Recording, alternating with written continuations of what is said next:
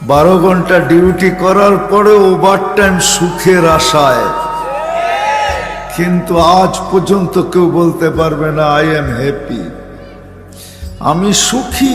এটা কেউ বলতে পারবে না।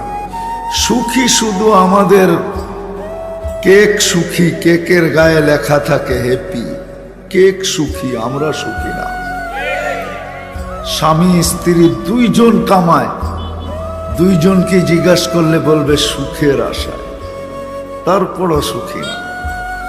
দেশ থেকে দেশান্তর হয়, তারপরও সে সুখী না। কেউ আমরা সুখী না। আজকে যা দেখতেছি চোখে, কসম খোদা। এই জন্যই উলামা ইকরাম আমাদের জন্য এরকম মাহফিল রচিত করেন। বিভিন্ন উলামা ইকরাম আসে, বিভিন্ন ভাবে বুঝাইতে চেষ্টা করে। তার ভিতর থেকে আমিও একজন চলে আসছি, যদি বুঝে আসে।